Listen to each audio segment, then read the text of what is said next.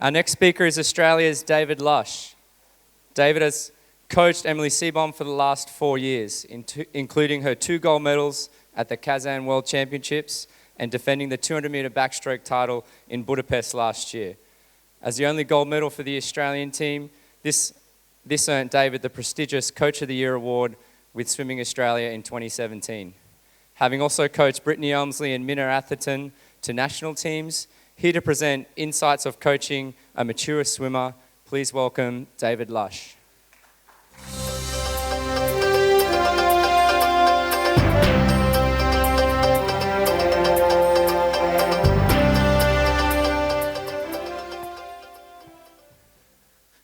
G'day everyone.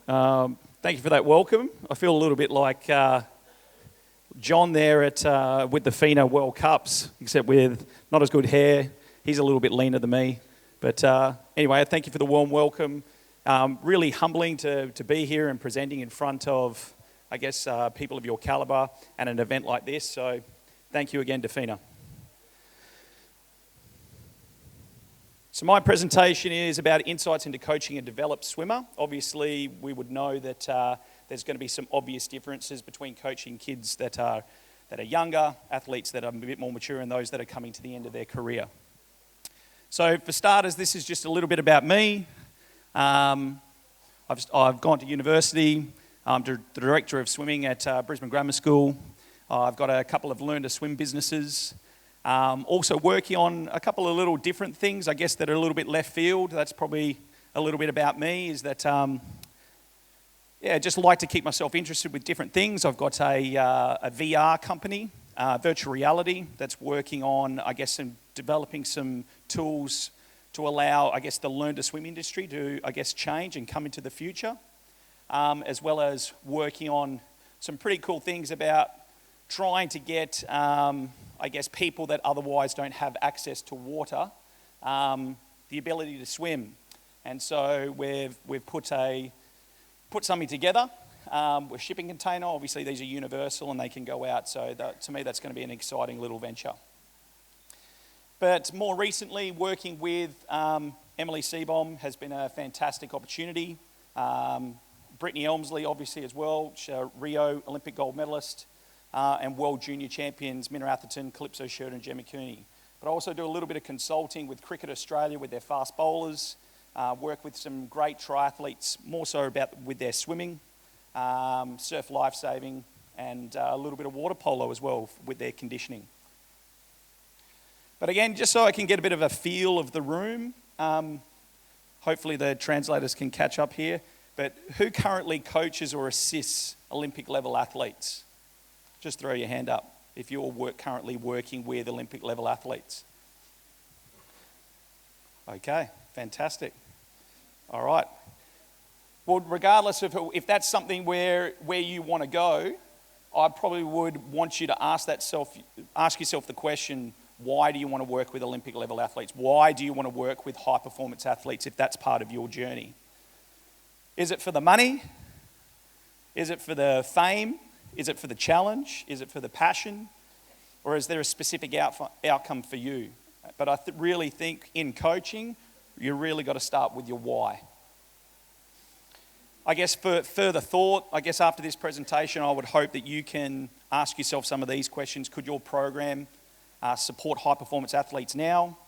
Are you and your program adequately prepared if someone walked in the door of that calibre? Do you understand the commitment that it takes? Do you know how to support and lead athlete? Do you actually know what that framework looks like? Or, in some instances, are you just waiting for that lotto ticket to walk through the door? Are you waiting for that naturally gifted person just to walk through, and then you're going to react once that person comes in? I don't necessarily think that's the right thing to do, because there's no such thing as luck. So I guess this is my why. What is my purpose and reasoning, moving out to how we're going to do it. So from me, aquatics is part of my identity. I was a swimmer. An Olympic dream was my earliest memory. I made plenty of mistakes. I'm more than willing to share what those are. But at the end of the day, what do I want to do? I want to leave a legacy. That legacy being that the aquatic space is in a better place given that I was part of it. What am I? Well, I'm a coach. I feel as though I excel at human optimization, and I create environments that allow people to succeed. And how do I do that? Well, I create a safe place for people to express big dreams. All right, the expectations, they're multidimensional and holistic mindset. Work hard. What stone are you turning over today? I guess is a bit of our mantra. I engage highly with our support team. They're very proactive. And empathy and support for each other. That's not just the coach relationship, which I'll delve into a lot here, but support for each other. The athletes are inspired by my work ethic. I don't see coaching as a social outcome. I see it more as, it's a complete commitment. The athletes understand the objective in the process. The athletes believe we have the best collective mindset at their disposal with that sports services team, and that all the athletes feel valued. But my life has definitely changed a lot over the last couple of years. Obviously, when Emily walked into the door, we were on that journey of high performance. I had a number of kids getting World Junior Championships, World Junior records, number of national age championships. But the dynamic completely changed. But I was lucky I had the bedrock there foundations to support when an athlete like that walked in. But just real quickly, a visual of what my world looked like. That was me when I started coaching, 2009. That was me there in the middle. I had a couple of assistant coaches, a couple of school kids swimming.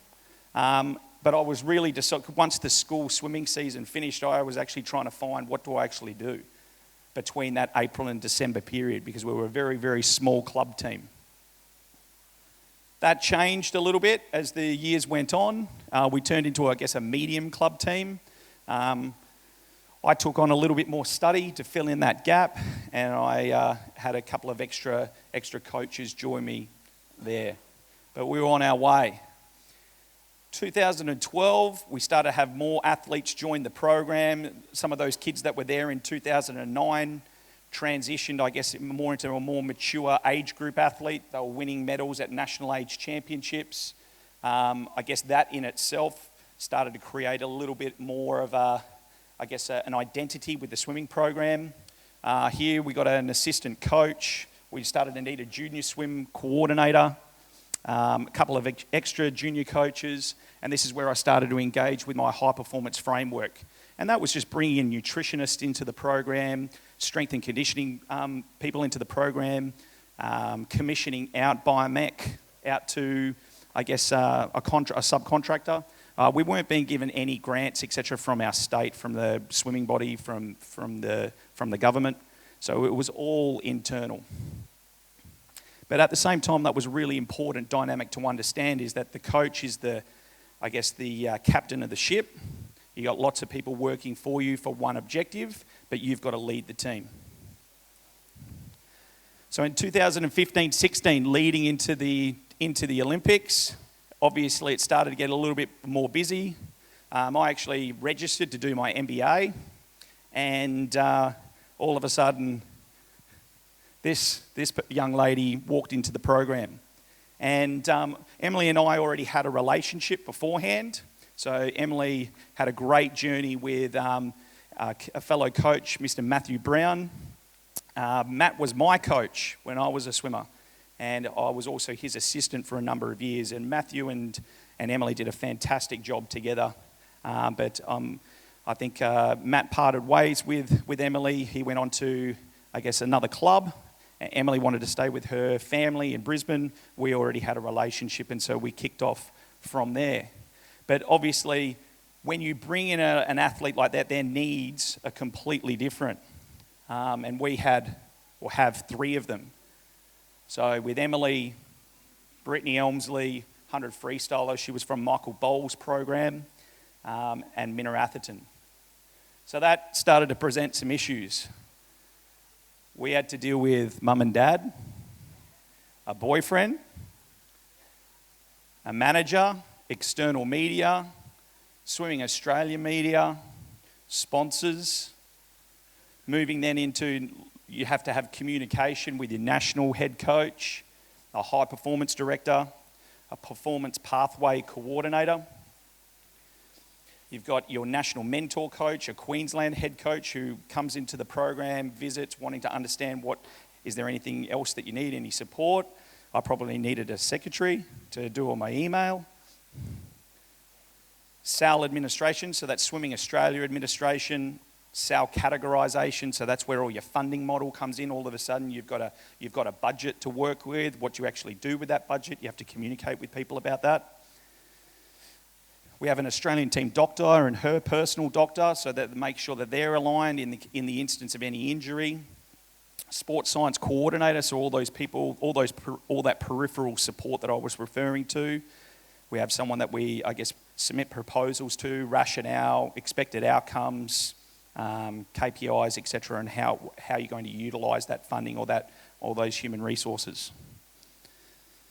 As well as you've got people sending you race analysis, people that are helping you with your skill acquisition, a physiologist, biomechanist, a nutritionist, a sports psych, personal excellence advisor, so that's someone that's, making sure that they're liaising with somebody so that their life after swimming is a continued journey on a performance pathway, that they're actually looking to, fill that gap. They're not going to fall into a little bit of an abyss when they quit swimming. She had a mentor, Lane Beachley. She's a professional surfer, world champion on a number of occasions. Obviously, we were dealing with random public fans and a pole dancing instructor, which was very, very interesting. Still is. Very hard to load manage that. But that was my life. 2009, 2015. So that was obvious. To me, that gives a pretty accurate representation of how life changed. And for me, again, I don't know, obviously wouldn't know what your situations are, but in Australia, not every program is affiliated with or the state body or the Australian body, in that my job, how I get paid, has nothing to do with high performance. My job is to look after school athletes, and then this is on top of that. But mature athletes have completely different needs. Is there sufficient structure in their life after school? Obviously, when you're at school, you need to be there at a certain time. You need to be in classrooms at a certain time. If they turn up, you have lunch at a certain time. You leave at a certain time, and everything's on a regimented schedule, helped by mum and dad, facilitated by your parents. So is there structure? Are they going to university? Do they have hobbies and interests? What's going on in terms of their other relationships? And I think, we've probably gone past that part whereby the expectation for the athlete is, we want you to tunnel vision and just focus on swimming. We need for you to have other things going on in your life. That's something that I'm quite passionate about, making sure that my athletes have other things going on. But the way I wanted to talk about this is, what are the dimensions of nurturing and coaching a mature level athlete? So the first dimension from my perspective is tactical and physiological. All right? The difference is there with an age group swimmer to a more mature, advanced, experienced, internationally competitive athlete. This is obviously really, really important. And I would say that that's probably a point of difference of my program to others, of the way that we approach our physiological conditioning. So these are my two athletes at the Australian Championships. One's the world champion in the 100 and 200 back, and this one was world junior champion in the 100 and 200 backstroke. Both in the same program, but obviously you can see here, this is a great visual representation of the physicality difference of someone that was 15 and someone that was 23. Okay, so obviously this person is going to have completely different physiological needs. Their weekly training cycle is going to be completely different as they go on their journey of long-term athletic development. But that's what Emily's week looks like. So we basically do aerobic capacity on Monday morning. We do quality on Monday night. This year stands for short course and long course. Okay. On a Tuesday, we do gym, swim, and filming. We do gym first, not because I believe that that's the best way to approach it. Simply, we're at a school. School needs to kick off at 8:30, so therefore we do our gym from 5:30, 6 o'clock through to 7, and then there's 1.5 hours of ballistics. So that there's a very much a speed focus here to complement what's going on in the gym. And then an athlete like Emily needs a little bit more time to recover off that, so she doesn't train on Tuesday afternoon. Wednesday morning is very similar to Monday morning. Aerobic capacity set up for speed that night, where we'll go into some quality. When I say quality, this is generally front-end speed focused. This one here is generally back-end speed focused. Again, there's a bit of a dampening effect of, I guess, the 3 sessions from the week. Thursday, we go back into our gym swim filming. She does her own session here, so there's an expectation for everyone in the program. So I take Thursday night off. Everyone in the program goes and does their own session. So again, if that is a swim session, a yoga session, a gym session, a CrossFit session, whatever they want to do, but they're accountable for putting that into their, we call it AMS, but I guess their load management, so that we're across it. But at the same time, I think that was something that's quite missing from swimming. Everything seems to be so coach-led. Yes, you need to be a coach-led program, but we've got to create opportunities for mature athletes and even younger athletes to become accountable for their programming. So Emily's here is swim, yoga, Pilates, or pole dancing. On the Friday, we do aerobic capacity again, but it's probably closer to heart rate, so that's why I've given it a grade, 1 to 2, 1 to 2, 2 to 3. Friday night's off, and then probably the hardest session of the week on that Saturday morning. So that's just some of the, I guess, something that she would do. I think that's called aerobatics. She's never really gets injured, very resilient, quite lucky in that perspective. So what we try and do is we try and create internally, we create an athletic profile. And I benchmark that as, what I feel as though the best facets of when you break down what a 100 backstroker is or a 200 backstroker is, we break that down. And probably 2 times a prep, we test. We have a full test week where they're on wet plate. I've seen Dr. Bruce Mason in the audience, fantastic piece of technology there, developed in conjunction with AIS and CSIRO. But that piece of machinery, as well as some other tests, allow us to create quite a diverse and comprehensive athletic framework. And we're obviously constantly trying to improve that dimension.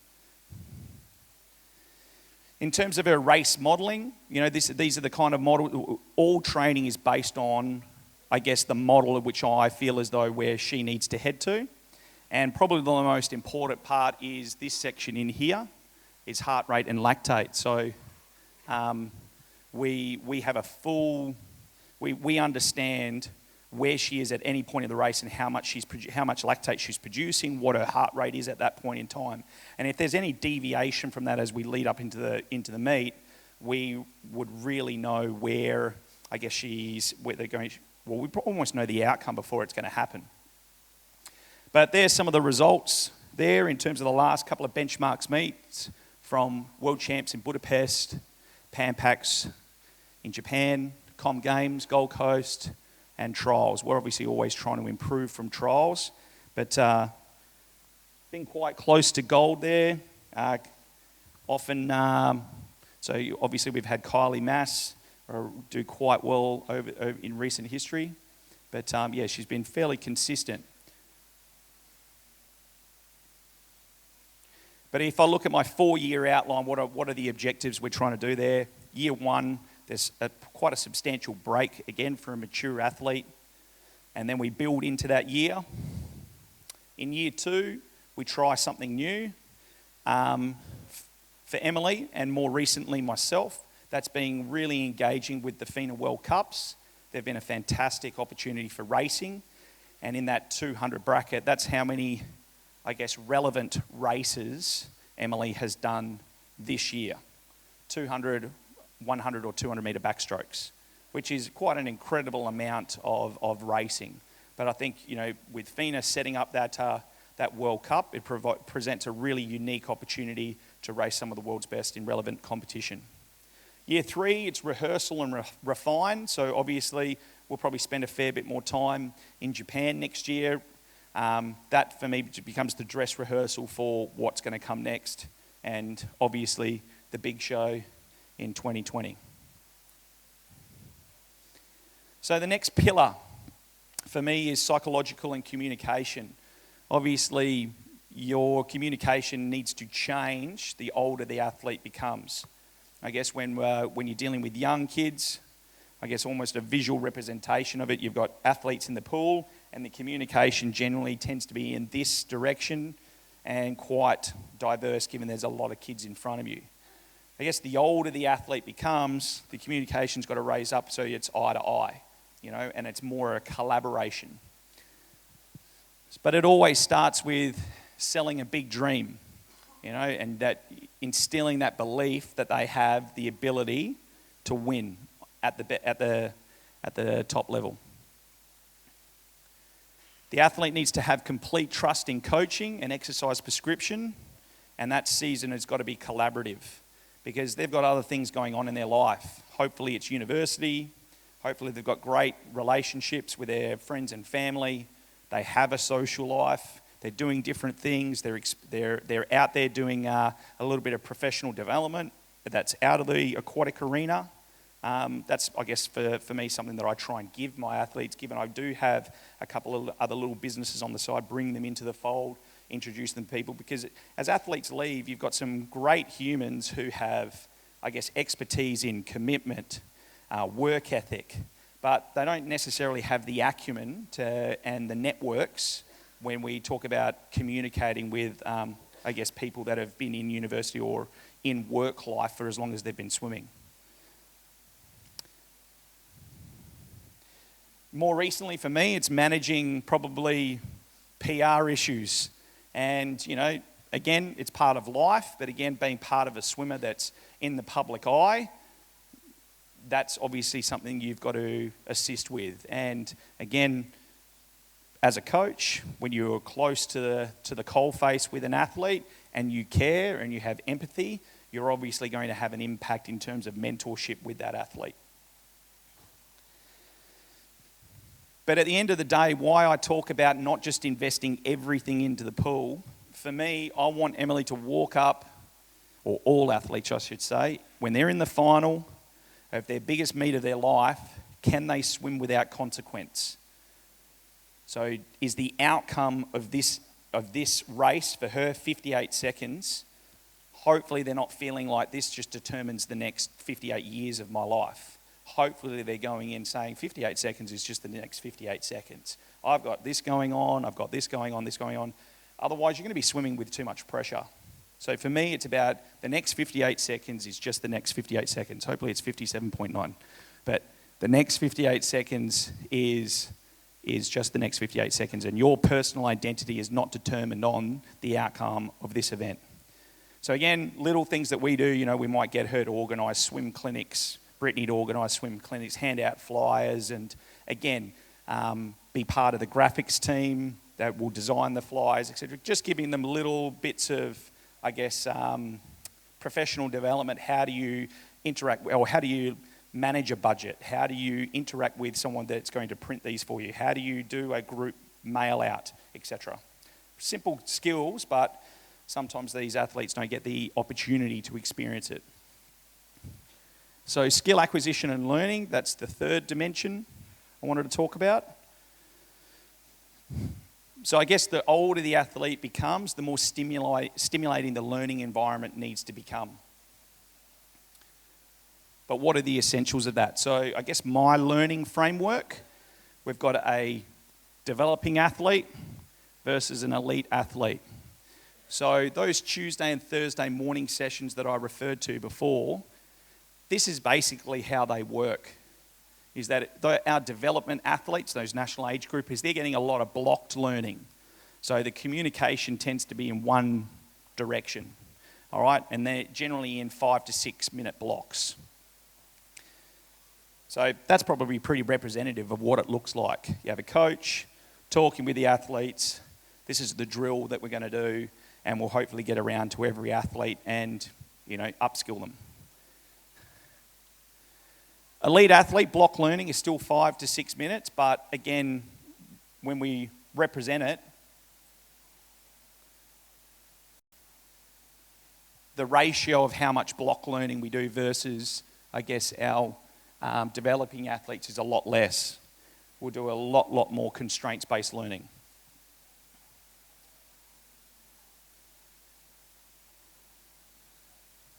So again, high feedback, blocked learning, high feedback, one-way communication, but,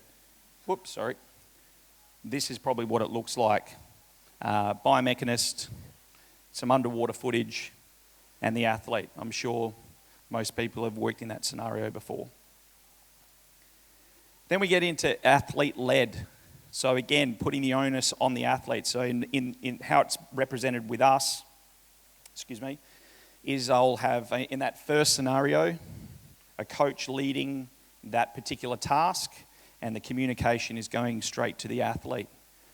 But as we move into athlete-led, we might put a junior coach with them, or a PhD student, or something like that. And the athlete is actually recognizing, troubleshooting the issue, creating the diagnosis, and educating the PhD student or junior coach. So in this instance, it might look like this, whereby you've got a couple of athletes educating some PhD students here. Or in here, it's more of a group discussion saying, how could we go faster? How can we, I think this one was relay changeovers. What do we need to do to improve here? And it's a pathway of self-discovery.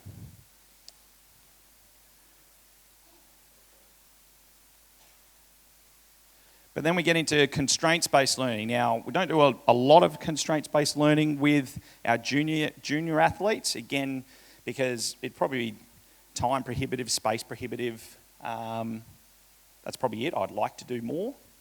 But again, what is constraints-based learning? Well, this particular example is, can you make great decisions when you're presented with stress? The stress being a little bit of fatigue, a little bit of dizziness, so a little bit of spatial awareness, and a little bit of underwater. So the task is, can you jump up, jump down, flip, now go in for a turn, underwater, 15 metres, find a tennis ball, and in one movement throw in the hoop. So again, you've got to find it, you're wanting to breath, but now can you have clarity with your decision making? And you can see there the task actually becomes really quite complicated. If I was just to ask them, pick up the tennis ball, throw it in the net, really easy. But I guess what I'm trying to do is, can I train the human's brain to make better decisions when under stress? Because you think about what it's going to be like when you're at that final lap, where you're presented with a lot of fatigue. Some coaches call it, they rely on automaticity. I'm not too sure about that. I would rather think about, can we train the brain's ability to have clarity despite stress? So again, another example of some constraints-based learning. My athletes swim indoor. The Gold Coast Commonwealth Games was outdoor. There was, I would say that, haven't actually found out the actual scientific reason why, but I'm going to guess that backstrokers subtly have reference points above them when they're in an indoor pool that allow them to go in a straight line. When there is no reference point, when you've got just big spotlights and it's dark in a final, the majority of the field, not just the Australians, were not going in a straight line. So what we try to do was, can we get them to increase the usage of their spatial awareness? So we covered up their goggles in the middle here. Can you utilise that, I guess, vector a little bit more efficiently? I guess for Emily Starts, we've had a massive improvement there. So Minna's been pretty good. Emily, not so good. So that's Minna's start. So again, I like the idea of your hands are only just touching the water as your feet are leaving. Again, most people will probably be hands here while their feet are still in contact. They've probably got a little bit more hyperextension through their back. Or their hands are up here when their feet have left and they're going in a too high a direction. So how can we get as much propulsive force, as much horizontal velocity in a flat path? It's quite a hard skill to acquire. We won't go through that. But how did we get there? And again, I'm a little bit prohibitive with YouTube here, but we'll do our best. Good old VPN.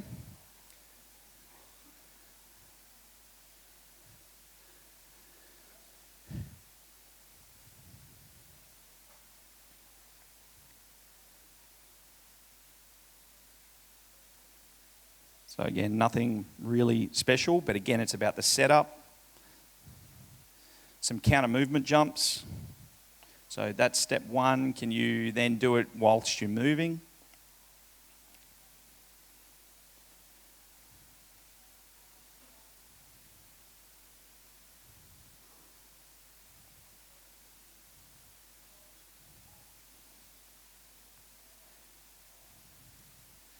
Okay, so when she first walked into the program, we obviously did some, evaluation of where she was at, because I felt as though that's where she could improve. So we obviously did some filming as to see where do we move from that point. So again, moving in that direction, dragging her feet, entering here, legs, butt, hitting the water.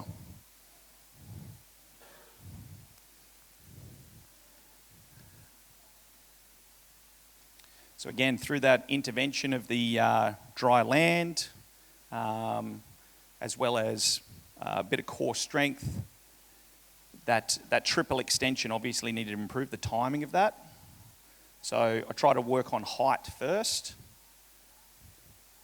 not moving ahead as much, but it's still moving a little bit too much. So it's a little bit better, but again, we've got to try and clean this area up a little bit. So test pre-Worlds, I believe.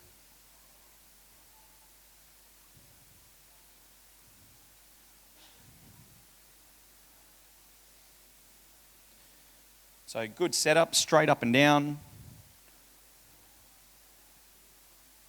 A little bit of head movement.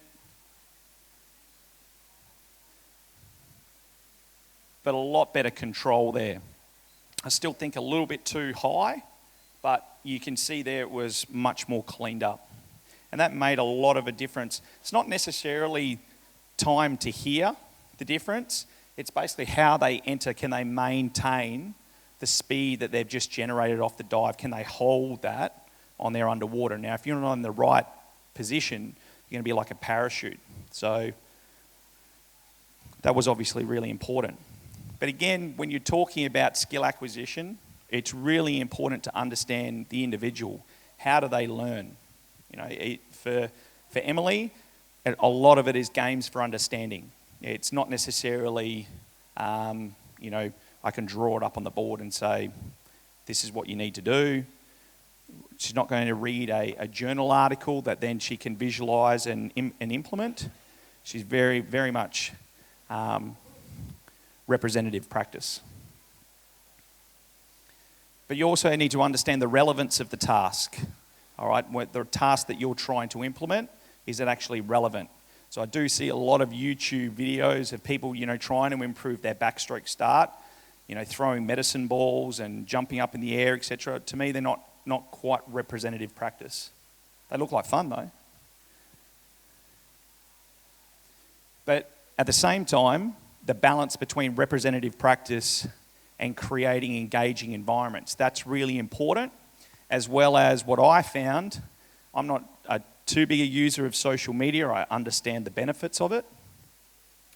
But I've got to then find ways in which I can utilise it for myself. So for me, what I found is that there was a much higher compliance of what I was asking for if I said that I was going to be putting it up on social media. They were going to get not only my affirmation for doing well, but they were potentially going to get public affirmation. And all of a sudden, it started to click. So what we were trying to clean up here is, again, having clarity despite constraint. We had tried tactile response, putting some Velcro or something on the foot plate there, and trying to get her feet together. Obviously, if her feet are a little bit high, we'll get a 90-degree angle here, and she won't have to hyperextend here. So we're trying to get her feet higher and feet together. But unfortunately, none of those interventions worked. But what seemed to work was, okay, well, let's create a little bit of a slip and slide.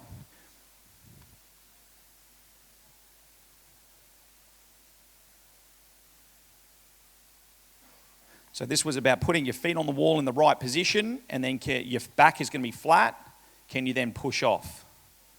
Now, that in itself was nothing really novel from my perspective, but what I didn't anticipate was that. And all of a sudden, everyone's talking about it, and she wanted to do it correctly, and she was proud of the fact that, I've got to get my feet there, etc., etc.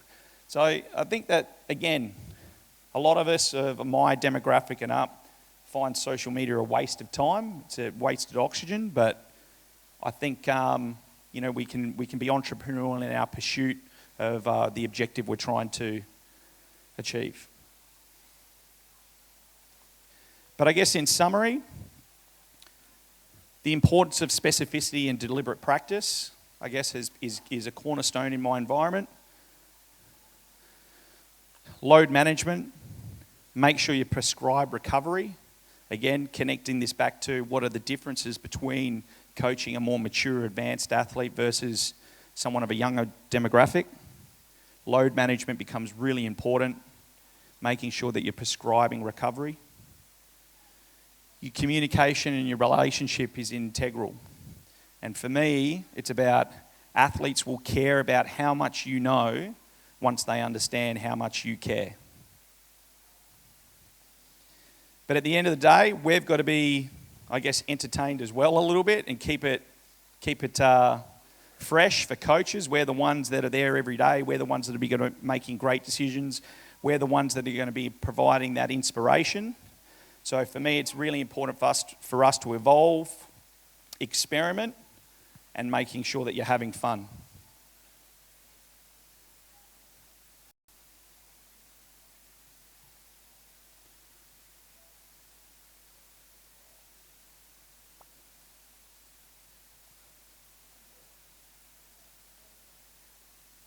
So in this one, the athletes have to swim in, turn blind, and try and make it through that small hoop that's lined up with that black line.